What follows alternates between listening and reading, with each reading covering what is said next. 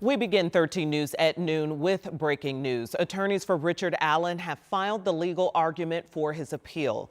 We now are getting a full look into his attorney's plans to appeal his conviction. Now, this is a massive document just coming into our newsroom with 113 pages. Here's what we know so far.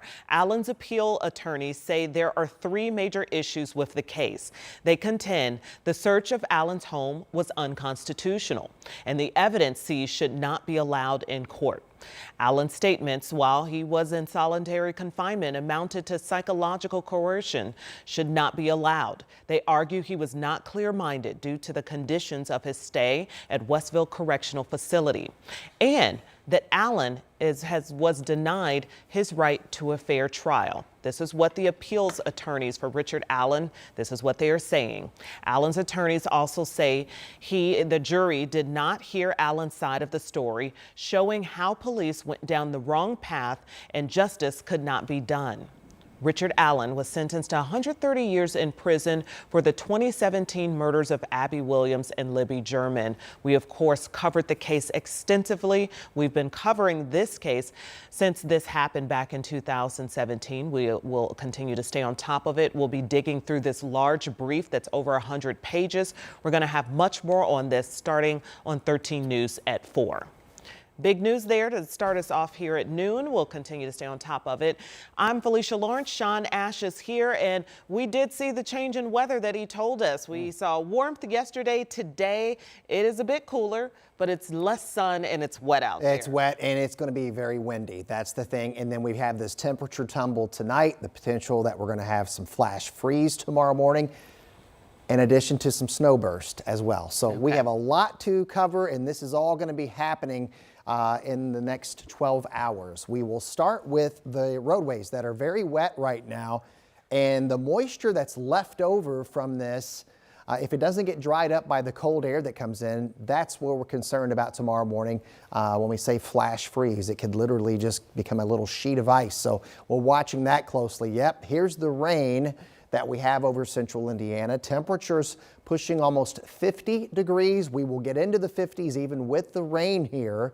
And the front is still back to the west of us, okay? You can see Des Moines 44. This has a lot of wind associated with it. Eventually, we'll have a quick jab of cold air. Wind advisory has been issued. It's in place until 8 o'clock between now and that time. At times, we're going to have gusts between 30 and 50 miles per hour. So as the kids get home from school, you get home from work, expect this to start blowing through here. The rain will pick up in intensity and coverage. This narrow line that whips through the metro sometime between about 4:30 and 6:30, that's when we could get those strongest gusts. And yes, you're seeing correctly on Future Track 13, those are going to be little narrow bands of snow bursts that could create some localized accumulation by tomorrow morning. It is going to be a harsh start tomorrow. I'll get a little more detail on that. And the 7-day forecast coming up here in just a few minutes. Thanks, Sean. And we have more disturbing details surrounding a murder here in Indianapolis. A son accused of killing his father and trying to kill his mother. Family members now say this could have been prevented. 54-year-old Brian Pedigo is charged with murder, attempted murder, auto theft, and battery. Court documents say Brian called someone and confessed to murdering his dad last week, When police got to their home, they found Brian's father, John, wrapped in a rug on the living room floor and his mom unresponsive in a recliner. John's niece says Brian has a lengthy criminal history and has threatened nearly every one of their family members. Anger, obviously, we have, and the sadness, but the hope that this reign of fear is over. There have been warning signs. Knowing that this was likelihood of happening, to see these fears become reality is just unfathomable. Well, she says Brian had mental health issues and was recently released from a treatment facility. He now faces 4 felony charges. This next story might be disturbing to some viewers. Federal prosecutors are calling it one of the worst cases of child exploitation they've ever seen. This is a case involving nearly 100 kids from almost every state and a survivor here in Indiana, and they helped catch the child predator. Austin Ryan Lawless from Colorado is heading to federal prison.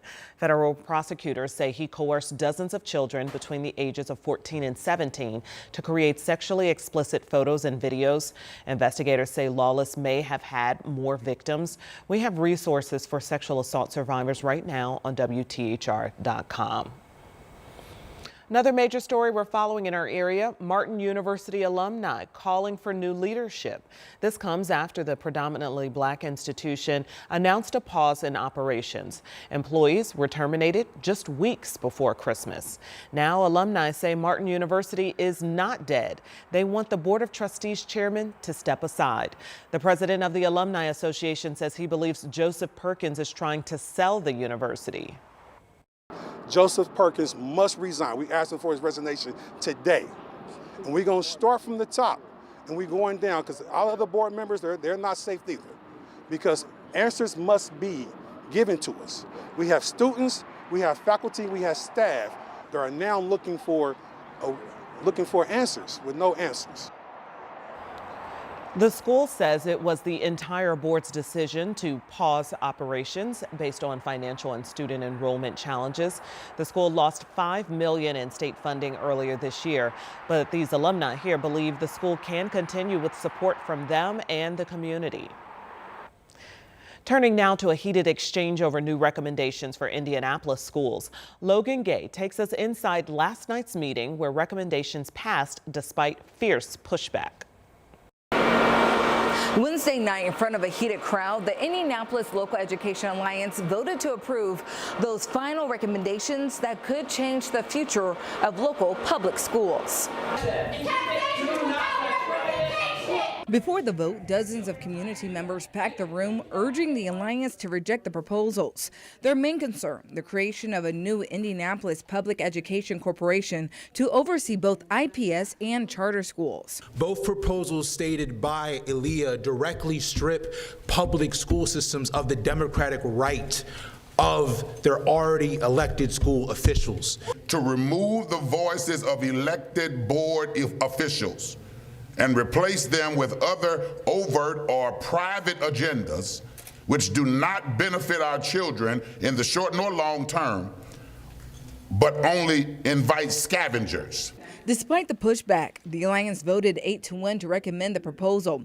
It would also require transportation for all students within IPS boundaries, exempt IPS from the state's $1 charter building law, and limit charter authorization to the mayor's office and the Indiana State Charter School Board. I really believe that this solution, while imperfect, does afford potential to create the equitable ecosystem that all of our students deserve. Alliance member Tina Algren, the lone no vote, says the process moved too fast. And sometimes I see elements that could move us in the wrong direction. I see an appointed Indianapolis Public Education Corporation further distancing the parents and the students from important decisions. IPS Superintendent Alicia Johnson acknowledges the concerns, but says she supports the recommendations overall. With deep reservation regarding the shift in decision-making authority, but a deep belief in the remaining recommendations that I believe we need to move the system forward and to stabilize for our families, I will support the move. Next, the recommendations will go to the Indiana General Assembly. In Indianapolis, Logan Gay, 13 News. Thank you, Logan. We have more about what this public education corporation would do and who would be on it right now at WTHR.com.